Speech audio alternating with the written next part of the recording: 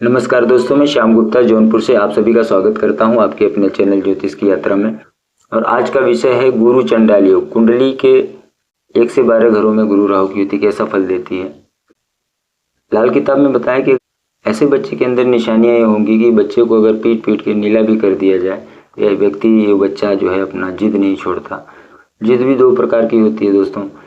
एक होता है कि किसी अच्छी चीज़ की जिद हो जाए और वो व्यक्ति कुछ कर जाए जीवन में, तो फिर बहुत अच्छा है वो। लेकिन अगर किसी गलत चीज़ पे, किसी गलत बात पे अड़ गया, रिश्तेदारी, पड़ोसी, अपना इज्जत मान सम्मान या घर का पैसा बर्बाद हो रहा है, तो ऐसा जिद खराब होता है। तो यह युति बच्चे को बहुत जिद्दी बना देती है। ये लक्षण और निशानियां दिखाई देंगी उस जातक में जिसकी कुंडली में गुरु और राहु की युति होती है। तो जिद होना बहुत जरूरी है। जिद होता है तो व्यक्ति तरक्की करता है, लेकिन फायदा और नुकसान देख के ही अगर व्यक्ति जिद करे किसी चीज पे तो उसका जीवन अच्छा हो जाता है। तो जातक जिद्दी होता है इस युति में, इस योग में। अगर यह युति खराब फल दे रही हो कुंडली में, तो व्यक्ति की याद रखने की शक्ति खत्म हो जाती है। कि जैसा कि बृहस्पति को हम याददाश्त कहते हैं, बृहस्पति ऑक्सीजन होता है और राहु कड़वा धुआं होता है, तो राहु उस धुएं से बृहस्पति के ज्ञान को ढक देता है और व्यक्ति की याददाश्त करने की क्षमता खत्म हो जाती है। गुरु की शक्ति को क्षीण करता है राहु, और ऐसा व्यक्ति जो है स्वार्थी हो जाता है, अपना ही मतलब की बात करता है, अपना ही मतलब निकालना चाहता है। संस्कार, ज्ञान और इनके अंदर नहीं रहता, धैर्य नहीं रहता। तो ऐसी निशानियां उस जातक में दिखाई देती। 5वें घर में, 7वें घर में और 12वें घर में यह युति बहुत बुरा फल देती है। 5वें घर में यह पिता से, माता से बनने नहीं देता। इसका खुद का जातक का स्वभाव खराब होता है। 7वें घर में गृहस्थ जीवन को खराब करता है, वैवाहिक जीवन, मैरिड लाइफ को डिस्टर्ब करता है, और डेली इनकम भी इनकी जो रोज की कमाई होती है वो भी खराब करता है। 12वें घर में जब यह युति हो तो यह आदमी कोई बुरी आदत लगा के गलत जगह पे पैसे को खर्च करवाता है। तो ये निशानियां दिखाई देंगी इस योग में। तो हम बात करेंगे नेक फल के बारे में, और कुछ जो लाल किताब में जो सूत्र बताए गए हैं, कुंडली देखने के जो सूत्र हैं, उनको भी आपको नोट बनाते चलना है। जैसा कि आप लोग जानते हैं कि गुरु और राहु की युति जब होती है तो खाली बुध बनता है। मसनवी पार्ट में हमने बताया था, गुरु मतलब पीला और राहु मतलब नीला। तो नीला और पीला कलर जब हम मिलाते हैं तो उससे बुध बनता है, मतलब ग्रीन कलर बनता है। ये खाली बुध बनता है, जिसे बताया गया है कि सिर्फ टेंटे करने वाला जो है टुनिया तोता। तो यह व्यक्ति फोकी इज्जत शोहरत पाना चाहता है, दिखावा ज़्यादा करता है और बिना मतलब की बातें बोलते रहना इनके आदत में होता है। तो हम बात करेंगे नेक फल के बारे में। जब यह युति अगर 1 से 6 घर में बनी हो तो बहुत अच्छा बताया गया इसे। और 7 से 12 के घरों में आप देखिए, आपके 7वें, 8वें, 9वें, 10वें, 11वें, 12वें, इस घर में अगर यह युति है तो यहाँ पे यह युति बुरा फल देती है।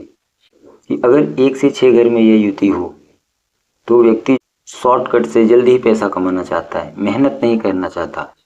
और इनके पास आइडिया बहुत अच्छे आते हैं, क्योंकि गुरु और राहु को मिलकर जो बुध बनता है, तो बहुत अच्छे अच्छे जो है आइडिया इनके दिमाग में आते हैं। बुद्धि का इस्तेमाल करके वो आदमी तरक्की करता है और मेहनत वगैरह के काम ये नहीं करना चाहते। अगर कभी बुरा समय आया और व्यक्ति को मेहनत करना ही पड़ जाए तो ये आदमी मुफ्त में रोटी पा लेगा। यह आदमी मुफ्त की रोटी पा जाता है, चाहे वह रोटी मेहनत की कमाई हो या हराम की कमाई हो। अच्छे या बुरे किसी भी प्रकार के काम करके ये पैसा कमाना चाहता है, शॉर्टकट लेता है, जीवन में जल्दी अमीर बनना चाहता है जातक। खाना नंबर 1 में जब यह युति होती है तो इसे बताया गया है फयाज सखी। फयाज सखी हो तख्त पर बैठा फकीर राजा ख्वाह कोई हो, रिजक रोजी न हरगिज मंदा, फसल कटी या बोई हो। जब खाना नंबर 1 में यह युति होती है तो ये अमीर हो या गरीब हो, लेकिन ये बड़े सखी स्वभाव के होते हैं, मतलब एक प्रकार से अच्छा दोस्त, दानी दाता बताया गया है। सखी मीन्स होता है दानी, उदारता इनके अंदर होती है। ये लोगों को बहुत दान वगैरह करते हैं और इनके पास कमाई धमाई रोजी रिजक की कभी कोई कमी नहीं होती। भले ये आदमी मतलब गरीब के घर में पैदा हुआ हो, लेकिन इसके पेट भरने के लिए, इसको अनाज देने के लिए राजा खुद जो है उसके दरवाजे पे आके हाजिर खड़ा होगा। इनका कोई काम अटकता नहीं है, इनको रिजक रोजी की कोई कमी नहीं होती और हर हालात में दान करने की हैसियत इनके पास होती है। चाहे इनके घर पे फसल हो, खेत में हो फसल, या फसल कट के घर पे आई हो, हमेशा ये दान करने की हैसियत रखता है व्यक्ति। खाना नंबर 2 में जब यही युति गुरु और राहु की युति होती है, गुरु चंडाल योग जिसे हम कहते हैं, तो यह आदमी बहुत नेकी की काम करता है, गरीबों का मददगार होता है यहाँ पे राहु बाप दादा के ऊपर कोई बुरा असर नहीं करता। अब बृहस्पति जो है हाथी, जैसे राहु को हाथी कहा गया, बृहस्पति को एक प्रकार से साधु कहा गया, तो साधु जो वो लोग होते हैं हाथी पे बैठ के घूमते हैं, इस प्रकार का फल यहाँ बताया गया है कि बृहस्पति के हुक्म से राहु जो चलेगा, जैसा बृहस्पति कहेगा वैसा वो, मतलब जैसा साधु कहेगा वैसा हाथी चलता है। लाल किताब की कविता में बहुत अच्छी बात बताई है कि गद्दी नशीन साधु होगा, भले ही आदमी कितना भी गरीब हो जाए, एक प्रकार से हाथी पे बैठ के चलने की हैसियत रखता है। तो यह युति इस घर में बहुत अच्छा फल देती है। खाना नंबर 3 में गुरु राहु की युति हो, जैसा कि मैंने बताया कि 1 से 6 घर में यहाँ अच्छा ही फल होता है, तो वह आदमी होशियार होगा, दुश्मनों से इनका हमेशा बचाव होता है, बहुत चालाक चुस्त होते हैं, और यह आदमी खुद भी बहुत बहादुर होता है क्योंकि ये मंगल का घर है। तो यहाँ यह युति बहुत सुख फल देती है। गुरु राहु जब चौथे घर में हो तो यहाँ गुरु उच्च के हो जाते हैं। अगर कुंडली में चंद्रमा भी शुभ है तो यहाँ बृहस्पति और राहु की युति बहुत अच्छा शुभ फल देती है। खंड नंबर 5 में जब गुरु राहु की युति हो तो यहाँ पे बताया कि बहुत अच्छा योग हो जाता है। ये हाकिम सरदार होवे ऐसा लाल किताब में बताया है कि बड़े ऊंचे पद पे जाते हैं, राजा मंत्री, राजा के समान इनका जीवन होता है।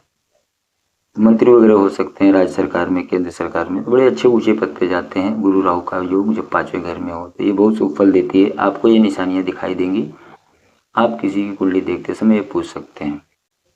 खाना नंबर 7 में जब गुरु राहु की युति हो, खाना नंबर 6 में गुरु राहु की युति के बारे में नहीं बताया गया है, इनका अलग अलग फल होता है। खाना नंबर 7 में जब गुरु राहु की युति हो तो बताया ससुराल पिता से एक ही जिंदा, वह भी दमा से दुखिया हो, बुध मंदे से लेख हो जलता, तराजू शुक्र बुध उल्टा हो। जैसा कि शुक्र और बुध का घर है तो उसकी तराजू को ये पलट देते हैं, इसे शुक्र बुध को तराजू हम मानते हैं। तो बुध अगर नेक हुआ कुंडली में तब यह युतियाँ बहुत अच्छा फल देती है, और इनके जो पिता या ससुर में से कोई किसी एक की सेहत खराब होती है या एक के जीवन पे ये युति बुरा फल देती है। मंदी हालत के फल में मैं इसका विवरण बताऊंगा, लेकिन अगर यहाँ शुभ फल दे रही है तो जवानी में ये आदमी खूब आराम पाता है, बहुत अच्छी जिंदगी इनकी होती है। खाना नंबर 12 में बताया है शुभ फल में कि खाना नंबर 12 में अगर यह युति शुभ फल दे रही हो, गुरु राहु की युति, तो दस्ती काम कारोबार करने से, हाथ का हुनर पेशा, कोई आर्ट हो, कोई कला हो इनके पास, किसी प्रकार का मैकेनिक के काम जानता हो, तो यह उस काम में तरक्की तो करता है। नफा उतना नहीं होता है इनको, लेकिन इनके पास हुनर बहुत अच्छा होता है, धन दौलत हर प्रकार का इनका अच्छा होता है।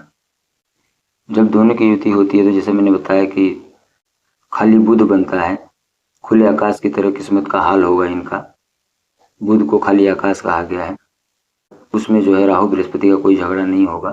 हुनरमंद और अक्लमंद होगा आदमी, दस्ती काम कारोबार, कोई हाथ की कला इनके पास होगी बहुत अच्छी। समाज में भले वो लोग उसकी कला का कदर ना करें, लेकिन यह गुण उनके अंदर निशानी आपको दिखाई देंगी।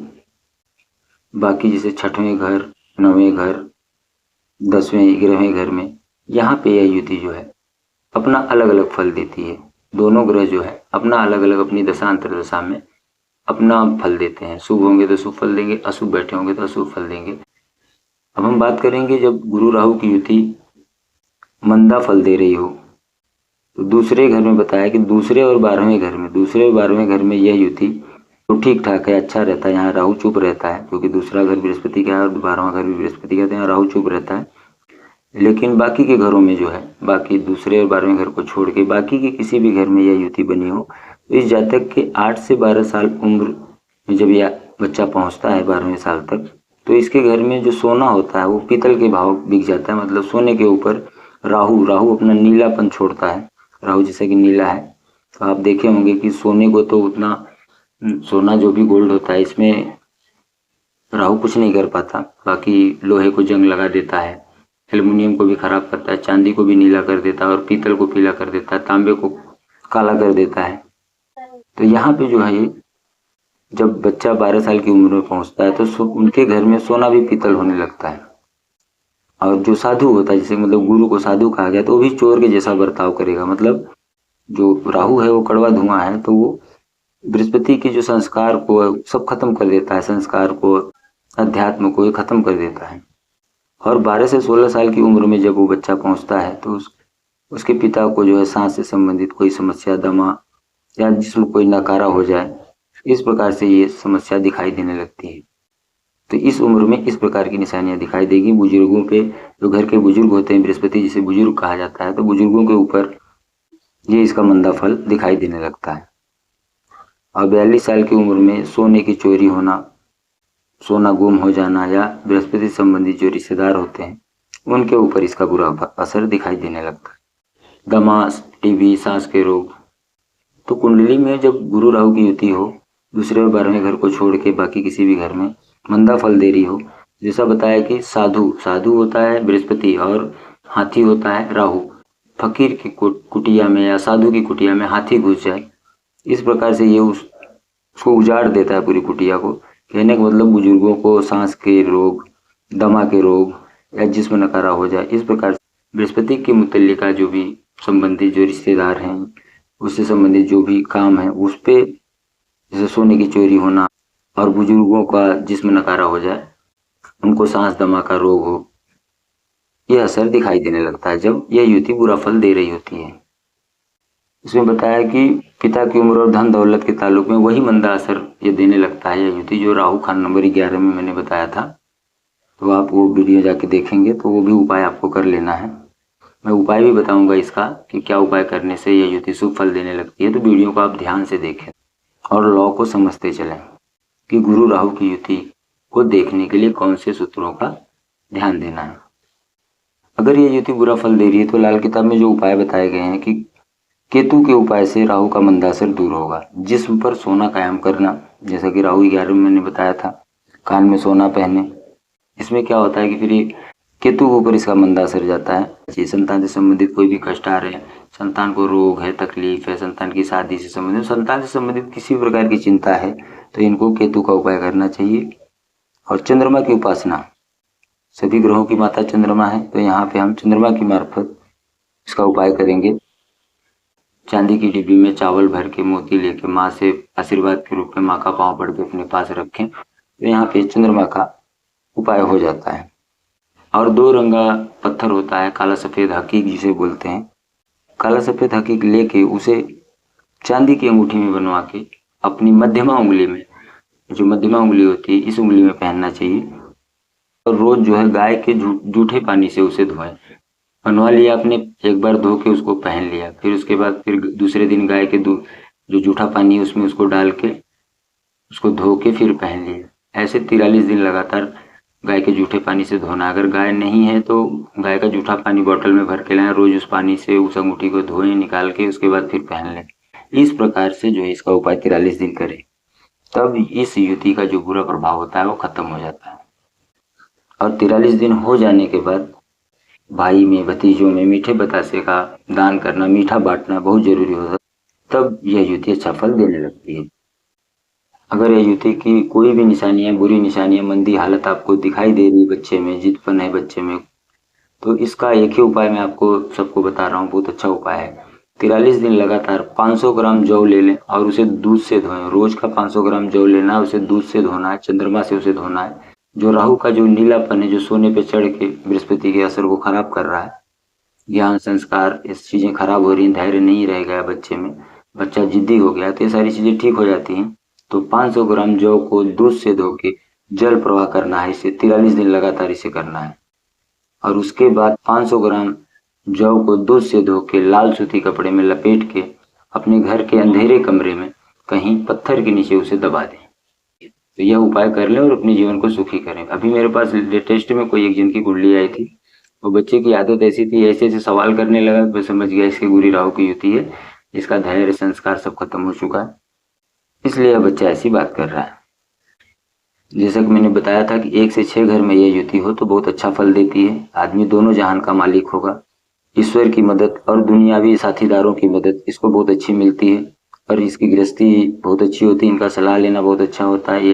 इनकी सलाह से जो काम आप करते हैं वो बहुत आपके काम बनने लगते हैं। और जब 7 से 12 के घरों में यह युति होती है, ऐसा आदमी जो अपनी मतलब की बात करता है, उनके जीवन में बहुत संघर्ष रहता है, इनको ईश्वरीय मदद या अध्यात्म, संस्कार, धर्म से कोई लेना देना नहीं होता। ये संसारी व्यक्ति होता है, ये मतलब चालाकी करता है, मतलब राहु का प्रभाव आ गया तो ये फोकी शोहरत नाम पाना चाहता है। अगर कुंडली में बुध अच्छा हुआ, आप देखें कि कुंडली में बुध कहाँ बैठा है, अगर 7 से 12 घरों में यह युति बनी है और जैसे कि खाली बुध बनता है, तो अगर बुध भी खराब हुआ तब फिर यह युति बहुत बुरा फल देती है और उपाय करना बहुत जरूरी हो जाता है। बुध जहाँ बैठा है उसका भी उपाय करें और इस युति का जो मैंने उपाय अभी बताया है उसको करें, नहीं तो फिर इस आदमी के जीवन में हर क्षेत्र में संघर्ष होता है। घर, परिवार, समाज, मित्र, यार, दोस्त, पार्टनर, मतलब धंधा, व्यापार, नौकरी, कुछ भी करेगा हर क्षेत्र में इसको संघर्ष का सामना करना पड़ता है। तो जब 7 से 12 के घरों में ये युति होती है, जो गुरु चंडाल योग बना होता है, तो ऐसा आदमी सिर्फ अपने मतलब की बात करता है, दुनियावी व्यक्ति होता है, संसारिक व्यक्ति होता है। धर्म से, अध्यात्म से, संस्कार से इनका कोई लेना देना नहीं होता। तो जो मैंने उपाय बताए हैं उसको आपको कर लेना है। अगर पानी की व्यवस्था ना हो तो आप जो है 500 ग्राम जौ को दूध से धो के चौराहे पे डाल सकते हैं, पंछियों को डाल सकते हैं खाने को। खाना नंबर 8 में अगर ये युति हो, जैसा कि मैंने इसका नहीं बताया था, तो गुरु राहु अगर खाना नंबर 8 में हो तो इनकी जिंदगी खानापुरी का नाम होगी। इनके बुजुर्गों को या इनको खुद को ही सांस या छाती में कोई समस्या होगी, सांस दमा के रोग होंगे, तो इसमें गुरु 8 का उपाय मददगार होगा। आप जाके वो गुरु 8 का वीडियो देख, वो उपाय मदद देगी। बाकी जो मैंने उपाय बताया उसको कर लेना है। इनकी ज़िंदगी में हर तरह से बेउम्मीदी होती है, मतलब जीवन इनका बहुत खराब होता है, जीवन में बहुत संघर्ष होता है। ये बहुत बुरा योग होता है गुरु राहु अष्टम भाव का। जैसा कि मैंने खाना नंबर 7 में बताया था, तो खाना नंबर 7 में इनके चाहे पिता होंगे या ससुर, इनमें से कोई एक ही जिंदा होता है। अगर दोनों जिंदा हो, मान लो उनकी आयु अच्छी हो, उनकी कुंडली अच्छी हो, तो किसी एक को, पिता को या ससुर को दमा का रोग होगा, सांस से दमा, शारीरिक कष्ट इनको जरूर होगा।